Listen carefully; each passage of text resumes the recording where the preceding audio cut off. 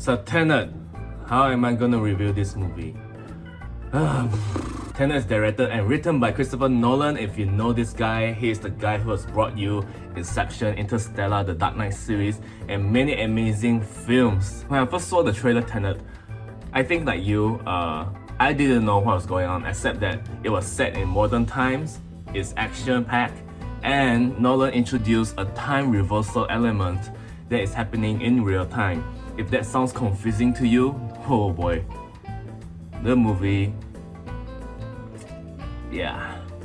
But anyway, the first thing I want to talk about this movie is how amazing the music score is. You might probably think it was Hans Zimmer working behind the scenes, but actually no, he is busy with the movie Dune, which is scheduled for end of this year.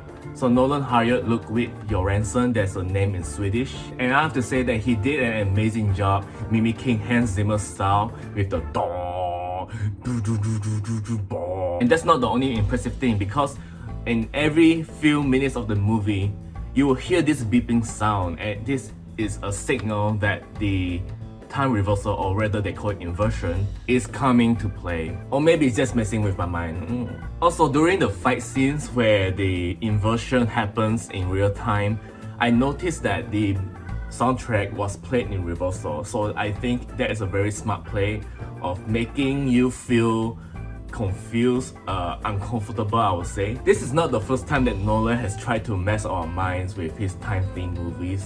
You have Memento, you have Interstellar, and so on. So in this movie, I believe it's most of the audience first time seeing such a interesting and unique concept. And with this soundtrack reversal playing in the background, our brain could not comprehend these new things happening at the same time, and I think that is the purpose of reversing the soundtrack. Moving on to camera work, Nolan has impressed me once again. He has a taste of doing practical shots. He rarely relies on green screen and special effects, and throughout the movie I kept thinking, how did he make this inversion scene happening in real time? Because reversing a scene in this particular plot is easy. You just need to reverse it, but putting it in real time and in the inversion together is just mind-bending. So also seeing him using a real size plane crashing into this building, that is real, guys. It's not special effects, and it's just a blast watching IMAX,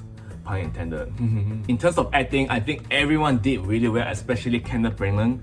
He's the guy who acted in The Murder of the Orient Express and in the upcoming Death in the Now. And his role is very interesting because he's not the type of villain that wants all the money in the world or the power to control the world. You can feel like there's this hatred in him.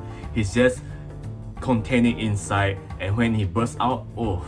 As for the main lead in this movie, John David Washington, I think he did great as well. And it's very interesting to note that he actually doesn't have a name in this movie. He just refers himself as the protagonist. And the protagonist handler Neil, which is played by Robert Pattinson, I think he also did a great job. And this proves that, you know, you can't always judge an actor's performance based on one bad movie series, which is Twilight. I mentioned about Nolan's movie Memento a couple of times in this review, and if you have never heard of this movie, this is one of his earlier works and it's one of the best movies that I've seen. So in a way, Tenet is like Memento level 2, except that this is a remix version of it, and it really makes Interstellar like child's play to Nolan.